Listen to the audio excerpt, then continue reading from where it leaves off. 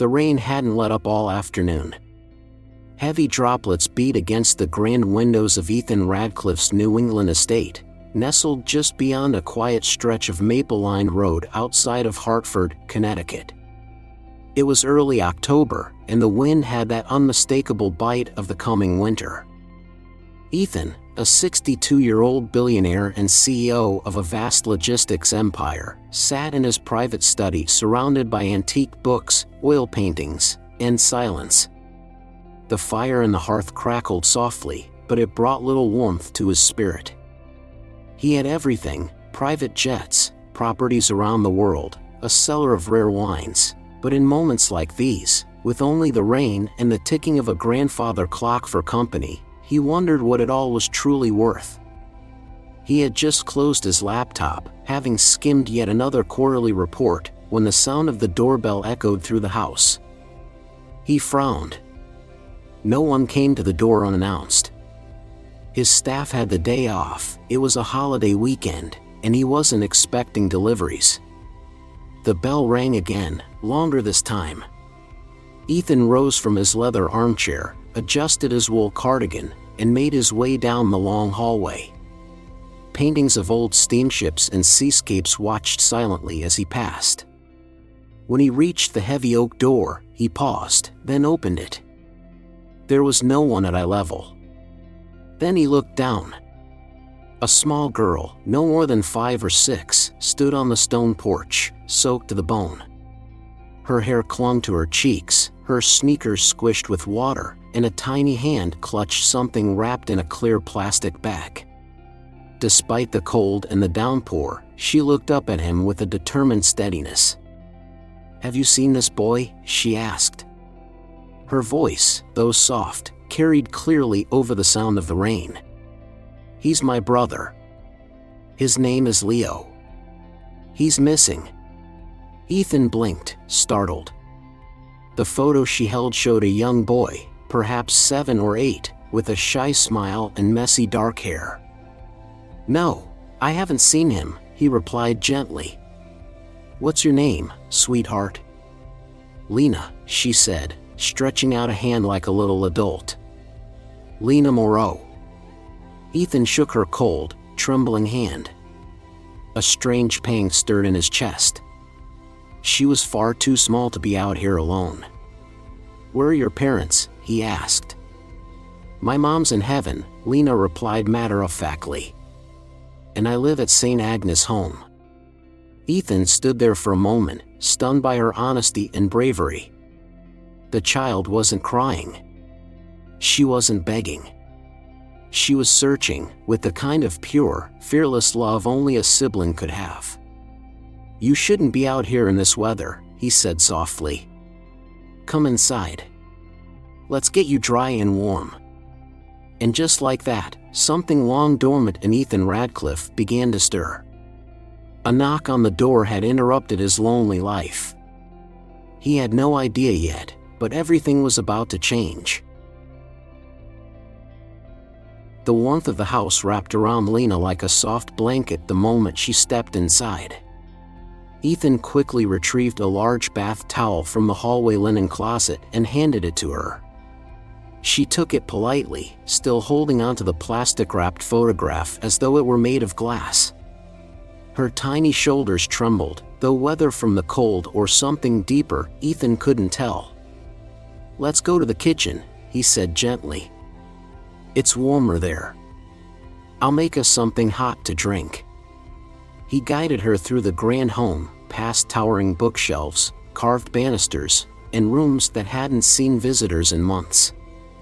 The kitchen, though equipped with commercial-grade appliances and marble countertops, had never felt homey. That evening, it began to change.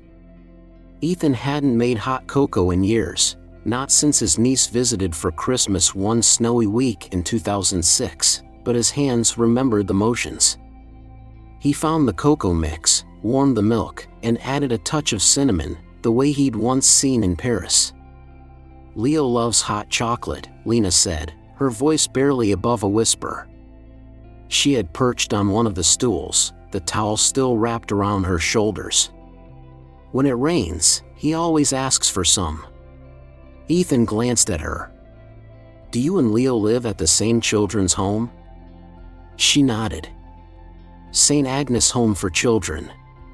Miss Clarice runs it. She's nice, but she's not looking for Leo the right way. That's why I left today. I thought, maybe he came here. He likes beautiful houses. Ethan paused as he stirred the cocoa. There was something haunting about the way she spoke, not as a child, but as someone older, wiser than her years. When he placed the warm mug in front of her, she cupped it with both hands, her fingers still red from the cold. For a long moment, they sat in silence. Outside, the rain beat steadily against the windows. How did he disappear? Ethan asked. We were at the park, Lina said, her eyes fixed on the steam curling above her cup. He chased a soccer ball too close to the trees. Then, he was gone. Nobody saw anything. Ethan felt his chest tighten. A child, taken in broad daylight? He thought of his own past, his youth in Europe, his time in Paris. Your mother, he said slowly, what was her name? Lina looked up, her brown eyes bright and clear. Isabelle Moreau. She was the best mom in the world.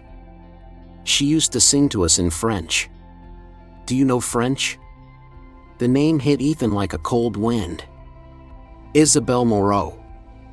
He hadn't heard that name in over 3 decades. It couldn't be the same woman. Could it?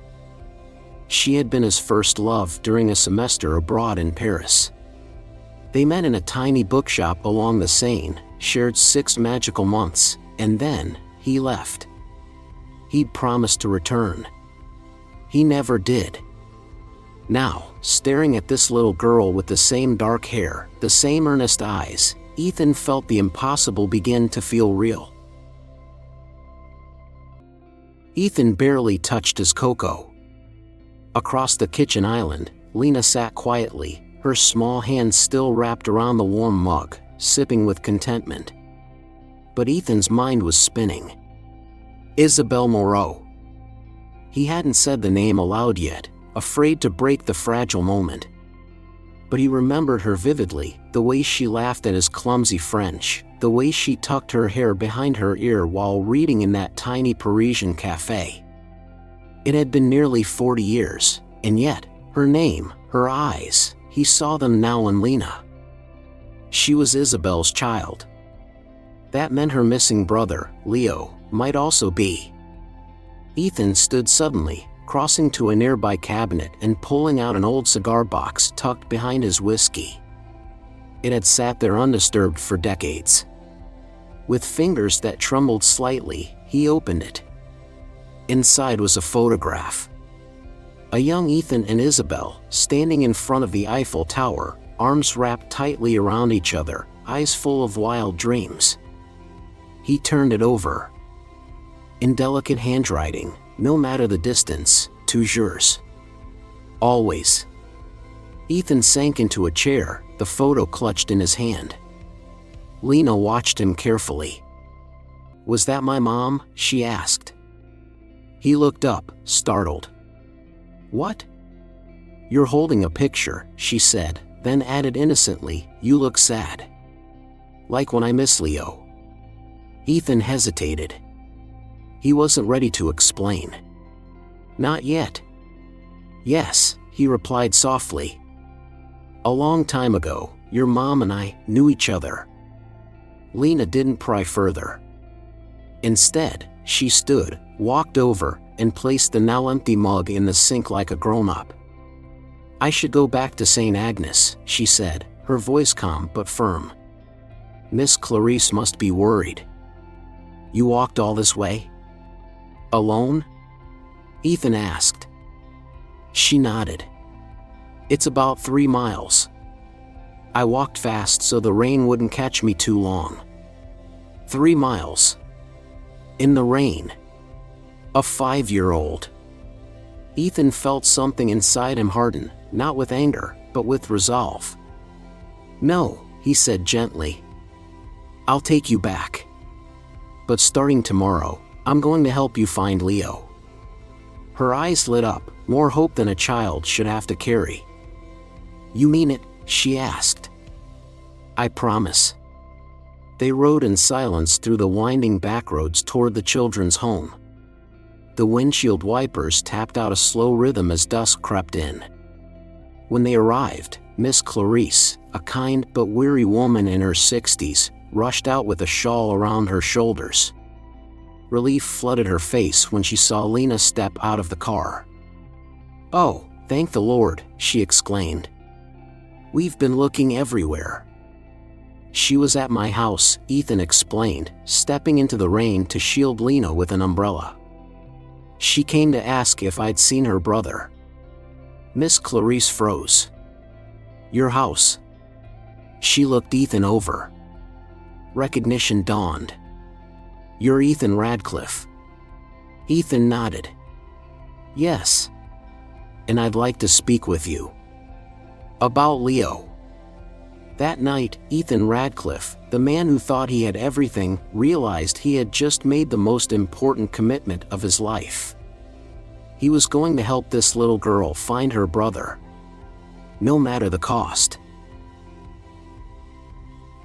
Ethan Radcliffe hadn't slept much since the night Lina came to his door. Days turned into weeks as he threw himself into the search for Leo with the precision and drive that had once built his empire. But this was no business deal. This was personal.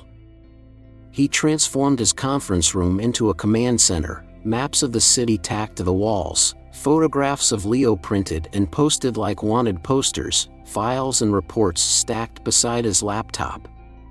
He hired retired detectives, private investigators, and even a cybersecurity team to sift through security footage, social media posts, and shelter records. Still, nothing. Each dead end weighed on him. But he kept at it, for Leo, for Lina, and perhaps, deep down, for the memory of Isabel. Then, one late afternoon, a break came. James Carter, a former police detective on Ethan's team, stepped into the office with a clipboard in hand and a glimmer of hope in his eyes. "One of our guys spotted a boy matching Leo's description in a small park in the East End," Carter said. "Not far from a church-run soup kitchen. He's been showing up around dusk, accepting food but avoiding adults." Ethan stood instantly. "I'm going." "Sir," Carter cautioned, "we should confirm first. He's been skittish. If it's him, we don't want to scare him off." "I won't approach unless I'm sure," Ethan replied, already reaching for his coat. By the time Ethan arrived, the sun had dipped low behind the buildings. The park was modest, a few benches, rusted swings, and a cracked basketball court. An elderly woman selling sandwiches from a cart nodded when shown Leo's photo. "Yes, that's the boy," she said. "He's polite. Gave me a little drawing in exchange for food. Poor thing didn't want to take anything for free." Ethan's heart ached. "Do you still have the drawing?" She handed him a folded scrap of paper. On it, a pencil sketch of a little girl with long hair and a smile too big for her face. "Lina." "He's close," Ethan whispered. "He's trying to stay connected." The woman pointed. "He usually comes around this time." Ethan sat quietly on a bench, careful not to draw attention. A pencil case, Lina's, half saved for her brother, sat beside him. He pulled out a blue pencil and began sketching nonsense. A car. A tree. A house. And then, he felt it. A presence. A boy, thin and weary, hovered near the cart. His eyes darted around like a bird ready to take flight. But Ethan didn't look directly at him. He just kept drawing. "I'm no good at this," he muttered aloud. "But Lina says her brother is. She gave me these pencils to give to him." Silence. Then a whisper, "Are you looking for Leo?" Ethan turned slowly. The boy stood a few feet away, nervous but curious. "Yes," Ethan replied softly. "Because Lina asked me to.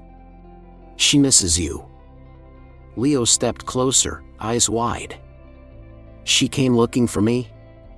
She never stopped."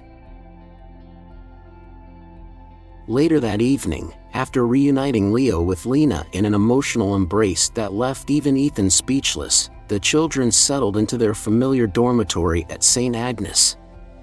The staff gave them space, but Ethan stayed close, watching over them like a silent guardian.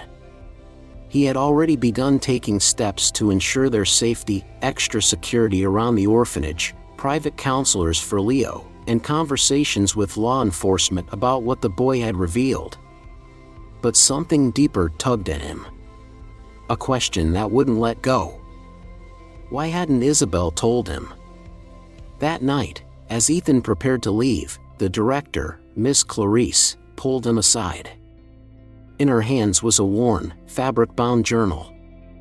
"This belonged to Isabel," she said. "We kept it with the children's personal items. I think it's time you read it." He took the journal home, uncertain if he had the right to read something so personal. But his hands turned the pages anyway, his heart beating faster with each line. The early entries were warm and hopeful, her work as a translator, raising her son, the joys of motherhood. But then came a passage that stopped him cold. The test came back positive. "I'm pregnant. I want to tell him, but I can feel the distance growing. His emails are short now. He's so focused on the company. What if I tell him and he turns away?" Ethan closed his eyes, the words blurring. Isabel had been pregnant, with his child. Leo. He turned the page, his heart pounding. "I've made my decision. I won't tell Ethan. He belongs to another world now, one of boardrooms and business dinners. Leo deserves a father who would choose him without hesitation. Maybe Ethan will change one day, but I can't risk my son's heart on a maybe." There it was. The answer. A decision made not from spite, but from love. She had chosen to protect their son from disappointment, even if it meant Ethan would never know. Tears filled his eyes as he read on Leo's first steps, first words, his love for drawing. The way he smiled like his father. She never stopped writing about him. Then came Sophia. She came as a surprise, but what a light she is. Her father left before she was born. "I'm raising them both alone. Some days are hard, but they have each other. That's all that matters." The final entries were heartbreaking. "The doctors say I don't have long. I want to tell Ethan the truth, but I fear too much time has passed. What if he only wants Leo? What if Sophia is left behind?" Ethan sat back, the journal pressed against his chest. The truth weighed heavy, but so did something else. Purpose. He had missed the chance to be Isabel's partner in life. But now, he had a second chance, with their son, and with the daughter Isabel had loved just as fiercely. He wiped his eyes, stood, and looked out into the night. "I won't fail them," he whispered. "Not this time." The morning sun crept slowly through the tall windows of Ethan Radcliffe's study. But he hadn't slept. Isabel's journal lay open beside his cold coffee, her handwriting still fresh in his mind. Her hopes. Her fears. Her final wish, that her children stay together and be loved. Now he knew the truth. Leo was his son. And Lina, though not by blood, was no less his responsibility. No less hers. Ethan picked up the phone. "Carter," he said to his head of security, "double the guard rotations at St. Agnes. And call my attorney, I want to begin the process for custody." of both children. That afternoon, Ethan met with Gabrielle Martinez, a bright and compassionate social worker assigned to evaluate his case. She was young, perhaps in her early 30s, but perceptive. She reviewed his background, home situation, and recent involvement with the children. "You're certainly not lacking in resources," she said with a polite smile. "But being a guardian, especially to two children with trauma, takes more than a secure estate and private tutors." "I understand," Ethan replied. "This isn't about charity. I have a history with their mother." Gabrielle raised an eyebrow but said nothing. "I knew Isabel years ago. Leo is my son." That shifted the tone in the room. "Well," Gabrielle said carefully, "that does change things, legally and emotionally. But Lina isn't biologically yours. Are you prepared to adopt her too?" Without hesitation, "Yes. They're siblings. You don't separate siblings." She nodded, scribbling a note. "That's the right answer. But the system is cautious for a reason. We've seen children passed along or forgotten when good intentions fade. You'd be surprised how often that happens." Ethan leaned forward, his voice steady. "Then let me prove I'm not one of those people." And so the process began. He attended parenting classes twice a week, sitting uncomfortably among new mothers and young couples as they discussed bedtime routines and tantrums. He met with a family therapist. He began visiting the orphanage at unannounced hours, learning the rhythms of the children's lives. Lina welcomed him with open arms and endless chatter. She told everyone Mr. Ethan was building her a room with a window seat and a bookshelf taller than she was. Leo, though, was cautious. He rarely spoke, never initiated contact. But he watched. And slowly, his guard began to lower. One evening, after a group art session, Leo handed Ethan a drawing, a man, a little girl, and a boy standing together under a tree. "That's us," Leo said quietly. Ethan's throat tightened. Later that night, Gabrielle pulled him aside. "He's testing you, you know. He wants to believe you'll stay. But he's afraid you won't." "I'll stay," Ethan said firmly. "As long as they'll have me." And for the first time in decades, he wasn't chasing success. He was learning how to be a father. It was just after 3 a.m. when Ethan's phone rang. The shrill tone pierced the quiet stillness of his bedroom. In recent months, he had developed the habit of keeping it within arm's reach, just in case. "This is Ethan," he answered, voice hoarse from sleep. "Mr. Radcliffe, this is Martha from St. Agnes. I'm sorry to wake you, but Lina's running a high fever.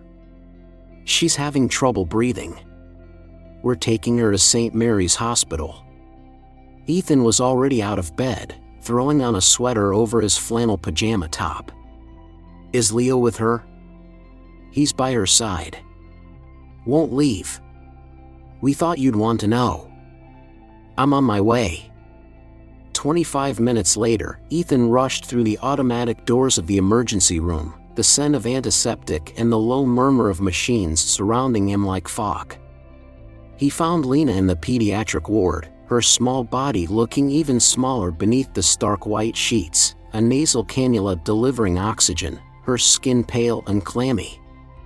Leo sat silently in the chair beside her, one hand clutching hers, the other holding her beloved stuffed bunny, worn thin at the seams.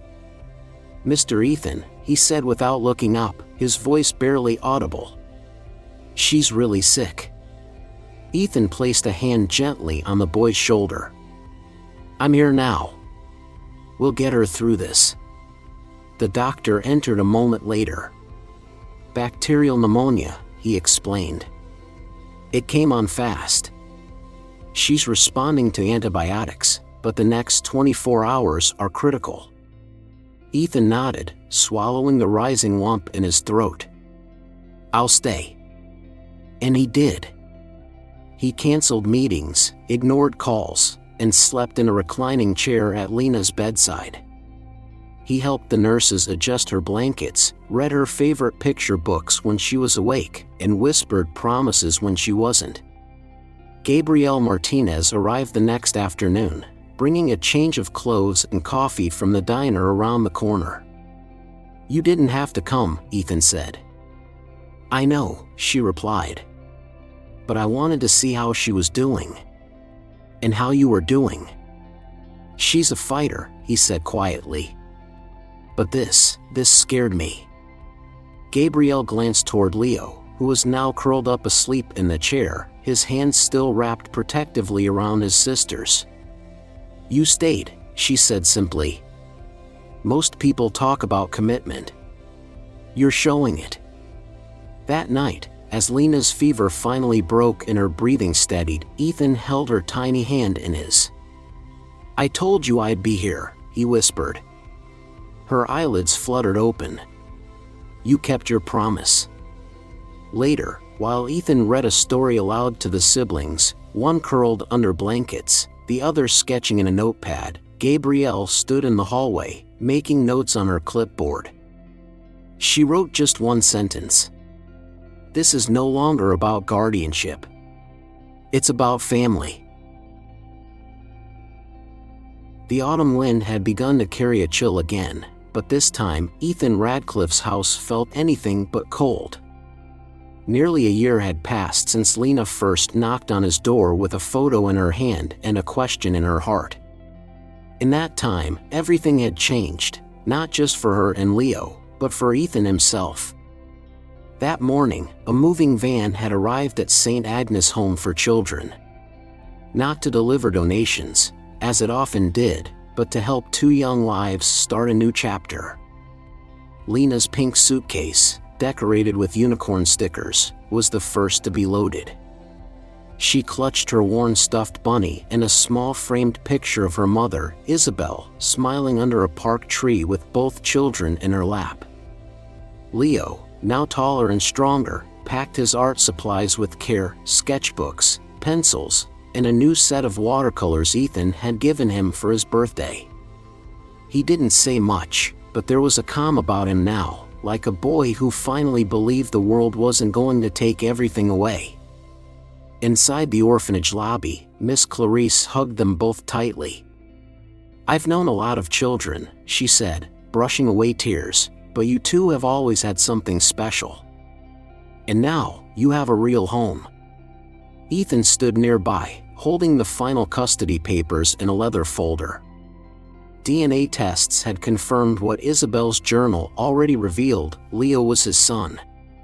But he had insisted on adopting Lina as well, giving her every right and protection under the law. Both of them, he had told the judge. They're a package deal. As they drove toward the estate, Lina buzzed with energy, asking questions about every tree, road sign, and animal they passed. Leo mostly listened, occasionally glancing at Ethan in the rearview mirror, not with suspicion anymore, but with quiet trust. When they arrived, the children ran from room to room. Lina squealed when she found the window seat in her new bedroom. "It's just like you promised." Leo stood silently in his art studio, running his fingers across the oak drawing table Ethan had installed. "How did you know I wanted this exact kind?" he asked. "I didn't," Ethan said honestly. "I just hoped I was paying attention." That evening, over a dinner of homemade mac and cheese and apple pie, each child's favorite, Ethan raised a glass of sparkling cider. "I don't have fancy words," he began, "but I want to say this. I thought I had everything before I met you. But I didn't. Now, with you here, this house feels like a home. And that means more than any company or dollar ever could." Leo looked up and said, almost shyly, "Thanks, Dad." The word hit Ethan like sunlight after a long storm. Lina grinned. "Told you we'd find a family." And just like that, they had. A girl's hope. A boy's bravery. And a man's second chance. Together, they had turned a house of silence into a home filled with life. Some of the most profound lessons in life come quietly, without fanfare, without warning. Sometimes, they arrive in the form of a small child, soaked from the rain, holding nothing but a photograph and hope. At the heart of Ethan Radcliffe's journey is a reminder that it's never too late to rediscover purpose, to heal old wounds, and to make things right. Like many in their later years, Ethan had achieved material success, a beautiful home, a respected name, and more wealth than he could spend. But he had also let go of something far more precious along the way: connection, love, and the promise of family. This story teaches us that redemption doesn't always require grand gestures. It begins with listening, showing up, and making space in your life for others. For those in their 50s, 60s, or 70s who may feel that certain doors have closed, Ethan's transformation is a powerful reminder that new beginnings are possible at any age. We are also reminded of the strength and clarity children can bring. Lina's innocent courage, and her unwavering belief in finding her brother, reflects a kind of faith many adults have lost. Her persistence teaches us that even in the face of loss or uncertainty, love finds a way. Importantly, the story invites us to reflect on the difference between a house and a home. A house is built with wood and stone. A home is built with time, care, and shared moments. And for those who have known grief, missed opportunities, or regret, like Ethan, we learn that the road back to meaning is not paved with perfection, but with presence. Finally, the story speaks to legacy, not of money or name, but of heart. What will we leave behind? What promises can we still keep? In the end, it's not too late to reach out, make peace, or become someone's safe place. Whether it's reconnecting with family, mentoring a child, or simply being present for someone in need, we all have the power to make the rest of our story the most meaningful part. After all, sometimes life gives us a second chance, not to rewrite the past, but to shape a better future.